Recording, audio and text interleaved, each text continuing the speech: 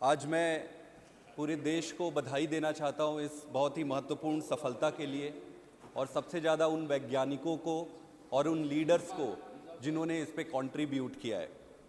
आपको ये बताना चाहूँगा कि स्पेस मिशन की शुरुआत स्वतंत्रता से बहुत पहले हो गई थी। कलकत्ता में प्रोफेसर मित्रा थे, सीवी रमन साहब थे, और आते आते स्वतंत्रता के बाद फिर विक्रम साराभाई और होमी भाभा, इन लोगों ने एक ऐसी लीडरशिप, साइंटिफिक लीडरशिप की नींव रखी जो आने वाले समय में आज इसरो का जो आज स्वरूप देखने को मिल रहा है उसका एक प्रमुख कारण थे।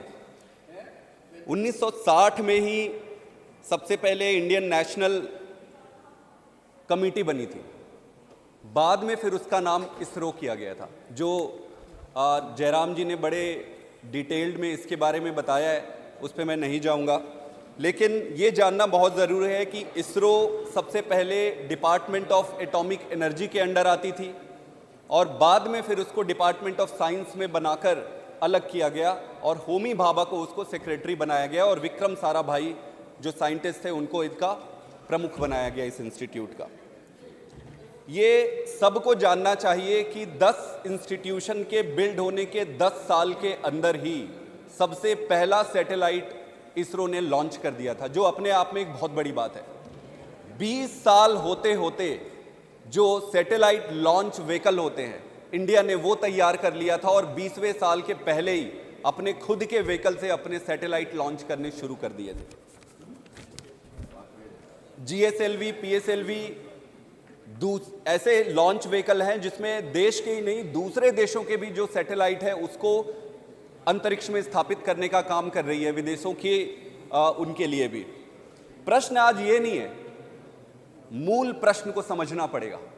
मूल प्रश्न क्या है कि भारत ने स्पेस साइंस में इतना अच्छा कैसे कर लिया। आज कई सारे दूसरे संस्थाएं हैं, दूसरी संस्थाएं हैं, उन दूसरी संस्थाओं को क्या हुआ, वो कहां पीछे रह गए। इसरो ने ऐसा क्या, भारत ने ऐसा क्या किया स्पेस के क्षेत्र में जो इतना आगे कर लिया। सबसे महत्वपूर्ण चीज होती है एक व्यक्ति, मैं भी साइंटिस्ट हूं, मैंने राजनीति में आने से पहले साइंस किया है, मैं अच्छी तरह से समझता हूं इस बात को। किसी एक साइंटिस्ट से ज्यादा महत्वपूर्ण होता है संस्था, और उससे भी महत्वपूर्ण होता है उस संस्था को बनाने वाले लीडरशिप की।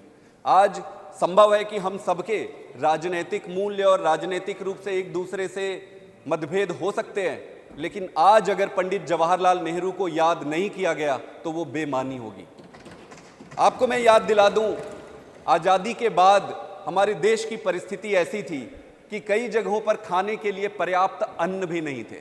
जब देश में पर्याप्त अन्न भी नहीं था, उस समय कोई व्यक्ति कैसे ये सोच सकता है कि पैसा स्पेस साइंस में लगाना है। राजनीतिक रूप से उनको बहुत विरोध हुआ होगा निश्चित रूप से, लेकिन उन सारे विरोधों को अलग रखते हुए उन्होंने अपनी राजनीतिक दूरदृष्टता और स्पष्टता दिखाई। इसको कहते हैं लीडरशिप। उन्होंने ऐसी लीडरशिप, आज अगर आप देखें कि भारत में और पाकिस्तान का सबसे, जहां भारत है और जहां पाकिस्तान है, उसका मूल कारण क्या है कि भारत को आजादी के बाद पहले प्रधानमंत्री के रूप में पंडित जवाहरलाल नेहरू मिले और पाकिस्तान को पहले प्रधानमंत्री के रूप में जिन्ना मिले। यही एक दो मूल कारण है कि पाकिस्तान आज कहां है और भारत आज कहां है। हमारे कई सारे मतभेद हो सकते हैं, जरूरी नहीं है कि हम हर चीज में सहमत हो, लेकिन साइंस और टेक्नोलॉजी में जो नेहरू जी ने जो काम किया उसको पूरे देश को, पूरा देश उसको मानती है और उनकी लीडरशिप को आगे बढ़ाने के लिए हम सबको अनवरत रहना होगा। आपको फिर विजन क्या था जब ये इसरो को बनाए? विजन ये नहीं था कि छाती पीट पीट के दूसरों को अपनी ताकत का एहसास कराना है। विजन ये नहीं था कि अपने आप में ताकत एकत्रित करना है। विजन ये था कि साइंस और टेक्नोलॉजी को जनमानस के हित में कैसे उपयोग किया जाएगा। यही एक उद्वेलित और अंडरलाइन रीजन था जिसके कारण नेहरू जी ने इस पर भरोसा दिखाया था। आज जितने भी आप देखते हैं, चाहे मौसम विभाग से संबंधित जानकारी हो, कम्युनिकेशन टेक्नोलॉजी हो, और कई सारे क्षेत्रों में स्पेस टेक्नोलॉजी ने जो कंट्रीब्यूशन दिया है उसके कारण ही आज दूसरे साइंस के क्षेत्र में भी हम आगे बढ़ पाए हैं आज के। लेकिन यह भी देखना पड़ेगा कि क्या नेहरू जी अकेले कर पाते, वो क्या राजनीतिक परिस्थितियां अकेले अलाउ करती? संभव नहीं है। सरदार पटेल जी भी थे, उन्होंने देश में उस समय राजनीतिक स्थिरता लाई। अंबेडकर भी थे जिन्होंने कॉन्स्टिट्यूशनली इस देश को एक ऐसा महान कॉन्स्टिट्यूशन दिया। तो एक टीम वर्क होता है, किसी भी देश के विकास के लिए टीम वर्क सबसे महत्वपूर्ण होता है, जो आज मुझे लगता है गैर राजनीतिक दलों में भी और अपने खुद के राजनीतिक सभी दलों में भी इस तरीके की टीम वर्क का अभाव है। विजन बड़ा साफ था कि साइंस एंड टेक्नोलॉजी का उपयोग देश के हित के लिए करना है।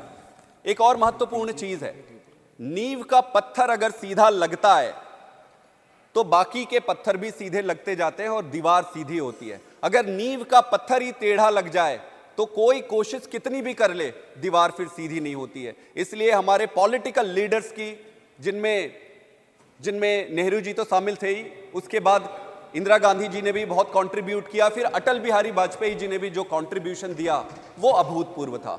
आप सबको पता होगा कि चंद्रयान पहला जब चाइना ने अपनी एक स्पेस टेक्नोलॉजी लॉन्च की, तब अटल बिहारी जी ने इसरो के साइंटिस्ट को यह कहा था कि भाई इसका कुछ करो, हमें भी कुछ इस पे अच्छा करना है। तब जाकर चंद्रयान प्रथम की परिकल्पना की गई। चंद्रयान प्रथम, चंद्रयान द्वितीय और फिर जाकर चंद्रयान तृतीय की उत्पत्ति हुई और उस पर सफलता मिली। कहने का यह मतलब है कि इस पूरे देश की कलेक्टिव लीडरशिप ने एकजुटता दिखाई और स्पष्टता दिखाई कि हमें इस दिशा में अग्रसर रहना है। यह भी इंपॉर्टेंट चीज है, कोई भी देश आप देख ले जो विकसित है, ऐसा क्या कारण है कि देश विकसित है और ऐसा क्या कारण है कि कुछ देश अविकसित है या विकासशील है? उसका प्रमुख कारण यही है कि जिन जिन देशों में राजनीति देश के मुद्दों पर नहीं खेली जाती है, वही देश आगे बढ़ता है। कोई भी पॉलिटिकल पार्टी तो आते रहेंगे, आज एक पॉलिटिकल पार्टी, कल दूसरी आएगी, कल तीसरी आएगी, फिर कल चौथी आएगी। प्रश्न यह है कि देश से संबंधित मुद्दों पर राजनीति होनी चाहिए। जो भी देश आज विकसित है वो ऐसे मुद्दों पर राजनीति नहीं करते। जैसे मुझे प्रसन्नता है कि इस मुद्दे पर स्पेस टेक्नोलॉजी में सभी राजनीतिक दलों ने आज तक भी, प्रधानमंत्री ने जो कहा, सभी ने अपनी एकजुटता दिखाई है। इसलिए अगर विकसित देश बनना है तो नारे देने से काम नहीं होगा, सिर्फ स्लोगनियरिंग करने से काम नहीं होगा। विकसित अगर बनना है तो उसके लिए उस तरीके की व्यवस्था बनानी पड़ेगी। हम जब भी बात करते हैं ऊपर ऊपर की बात करते हैं, हम ये कर देंगे, वो कर देंगे, फलाना ये हो जाएगा, वो हो जाएगा, लेकिन कैसे होगा? कैसे होगा? कैसे होगा? जब तक आप आधारभूत चीजों पर डेलिब्रेट नहीं करेंगे, व्यवस्था नहीं बनाएंगे, चीजें आगे नहीं बढ़ सकती है। दूसरा प्रश्न यह उठता है कि बहुत सारे इंस्टीट्यूशंस है, डीआरडीओ है, आईआईटीज है, आईआईएम्स है, बहुत सारे रीजनल इंजीनियरिंग कॉलेजेस हैं, बहुत सारे हमारे देश में मुझे लगता है सबसे ज्यादा सरकारी रिसर्च वाले इंस्टीट्यूशंस हैं। ऐसा क्या कारण हुआ कि इसरो विकसित हो गया और बाकी के इंस्टीट्यूट, भाई पॉलिटिकल लीडरशिप तो उस समय भी थे, सबके लिए समान थे, फिर इसरो ही विकसित हुआ और बाकी के इंस्टीट्यूशन क्यों नहीं हुए? उसका एक बहुत महत्वपूर्ण कारण यह भी था कि साइंटिफिक लीडरशिप भी इंपॉर्टेंट होता है। इसरो के लिए, इसरो को जो लीडर मिले विक्रम साराभाई के रूप में और होमी भाभा के रूप में, उनके साइंटिफिक लीडरशिप ने भी जो नींव का पत्थर रखा, उसके कारण इसरो आज यहां तक पहुंची। आप एक चीज और देखिए, वर्क कल्चर किसी भी इंस्टीट्यूशन के लिए सबसे महत्वपूर्ण होता है। अगर उस इंस्टीट्यूशन का वर्क कल्चर सही है तभी इंस्टीट्यूशन आगे बढ़ेगा। अगर वर्क कल्चर खराब हो गया तो चाहे आप चले जाओ, मैं चले जाऊं, दुनिया का कोई भी व्यक्ति चला जाए, ना उसको इधर कर सकता है ना उसको उधर कर सकता है। वर्क कल्चर को ठीक करना पड़ेगा। तो वर्क कल्चर में ऐसा क्या हुआ इसरो में? इसरो में जहां तक मेरी थोड़ी समझ है, मेरे कई सारे मित्र भी वहां पे काम करते हैं, वहां पर डिलीवरी बेस्ड टारगेट्स होते हैं, डिलीवरी बेस्ड टारगेट होते हैं।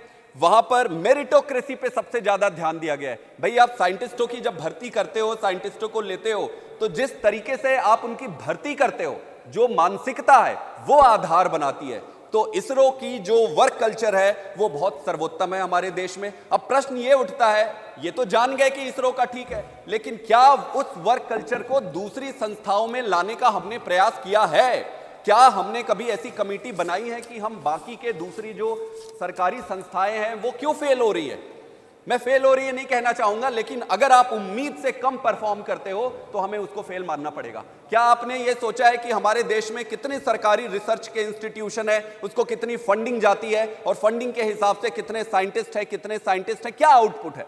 बहुत सारे ऐसे इंस्टीट्यूशन है जहां पे आउटपुट बिल्कुल जीरो है, फिर भी वो चले जा रहा है। सरकारी, हमारे गांव में ये कहा जाता है कि सरकारी नौकरी बहुत अच्छी होती है।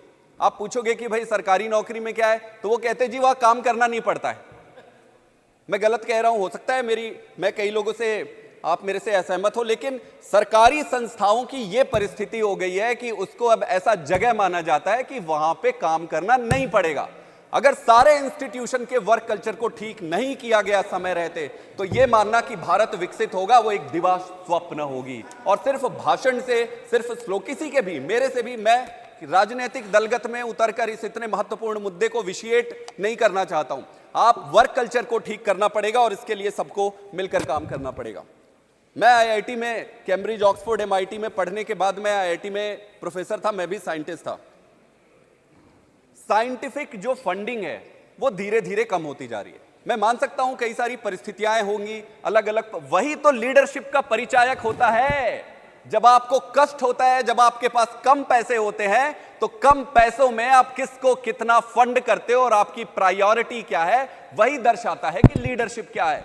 जब आपके पास पूरे पैसे हैं, पर्याप्त पैसे हैं, तो सबको बराबर बांटना ये कोई बड़ी बात नहीं है। प्रश्न यही उठता है कि हम साइंटिफिक फंडिंग्स को धीरे धीरे धीरे धीरे क्यों काटते जा रहे हैं? हमें बैठना पड़ेगा, हमें सोचना पड़ेगा और इसको दलगत राजनीति से ऊपर उठाना पड़ेगा कि कोई भी सरकार आए, कोई भी पार्टी आए, इन सब पर राजनीति बिल्कुल नहीं होनी चाहिए। सबसे महत्वपूर्ण प्रश्न है कि हम बार बार ये कहते हैं कि ब्रेन ड्रेन हो रहा है, ब्रेन ड्रेन हो रहा है। मैं भी था विदेशों में 9.5 साल, 10 साल तक मैं बाहर था। मेरे मस्तिष्क में ये क्लियर था कि मुझे भारत में आना है और जो मर्जी हो जाए मैं अपने देश के लिए काम करूंगा। लेकिन मेरे से भी अच्छे अच्छे साइंटिस्ट हैं जो मेरे से भी ज्यादा अच्छा कर सकते हैं, वो विदेशों में रुके। उनमें से कई वापस आए, कई वापस आके चले गए। चेयरमैन सर वापस आके चले गए। मैं आपको एक उदाहरण देता हूं। जब आप विदेश से अच्छी पढ़ाई करके साइंटिस्ट बन के यहां आते हो, साइंटिस्ट बनने के बाद आप क्या चाहोगे? भाई उसे लेबोरेटरी चाहिए। बिना लेबोरेटरी के साइंटिस्ट वैसे ही होता है जैसे बिना पानी के मछली और बिना भाषण का नेता। साइंटिस्ट को आप 2-2, 3-3 साल बिना लेबोरेटरी के अगर आप छोड़ दिए, तो साइंटिस्ट 2 साल में उसके काम करने की चेष्टा, उसकी सारा साइंस सब धरा का धरा रह जाता है। फिर 2 साल के बाद वो एक सरकारी नौकर बन जाता है। 2 साल बाद सिर्फ उसकी ये टेंशन रहती है कि मेरे को नौकरी कैसे बचानी है, प्रमोशन कैसे मेरा हो जाए। जैसे तैसे जुगाड़ तुगाड़ करके काम कर लो, काम करके भाई प्रमोशन हो जाए, तनख्वाह तो फिक्स है। मैं किसी के विरुद्ध नहीं कह रहा हूं, मैं वर्क कल्चर की बात कर रहा हूं। तो एक तो कोई वैज्ञानिकों के लिए आपको बेसिक मूलभूत जो सुविधा है वो करानी पड़ेगी। अगर आप ये नहीं करा पाते, अगर हम ये नहीं करा पाते हैं, तो ये सोचना कि देश विकसित होगा, ये दिवा स्वप्न होगा। हम वहीं के वहीं बैठे रहेंगे और ताली बजाते रहेंगे। एक और चीज है मेरिटोक्रेसी। मुझे यह लगता है कि साइंस, विज्ञान, साइंटिस्ट का रिक्रूटमेंट, इनको अपने देश में लाना, यहां पे उनको अच्छे तरीके से प्लेस करना, ये सबकी जिम्मेदारी होती है। अगर हम अच्छे साइंटिस्ट लाकर उनको रिटेन नहीं कर पाए, अच्छे वर्क कल्चर नहीं दे पाए, तो मुझे लगता है सारी सेलिब्रेशंस बेमानी होगी। हमने एक इसरो तो बना लिया, लेकिन सवाल एक इसरो होने से पर्याप्त नहीं है। हमें अपने देश को अगर विकसित बनाना है तो सारे सरकारी इंस्टीट्यूशन और प्राइवेट इंस्टीट्यूशंस में वर्क कल्चर को ठीक करना पड़ेगा। और ये ऑटोमेटिक नहीं होगा, इसके लिए पॉलिटिकल, हर चीज में हमें लगता है कि यार इस पे पॉलिटिक्स मत लाओ, इस पे पॉलिटिक्स मत लाओ, लेकिन अगर पॉलिटिक्स नहीं लाओगे तो कुछ सुधरने वाला नहीं है। इसलिए पॉलिटिक्स लेकर आओ, लेकिन अच्छी पॉलिटिक्स लेकर आओ। अच्छी पॉलिटिक्स लेकर आना है, हम सबको लेकर आना है, अच्छे इंस्टीट्यूशन बनाना है। एक बार फिर मैं बधाई देता हूं इसरो के साइंटिस्ट को और देश के उन सभी साइंटिस्ट को जो कम सुविधा के बावजूद इतना प्रयास कर रहे हैं। और मैं उम्मीद करता हूं कि ऐसे चीजों पर दलगत राजनीति से ऊपर उठकर देश हित में ऐसे काम करें जो भारत को, भारत माता को विकसित और सर्वोच्च बनाए। बहुत बहुत धन्यवाद।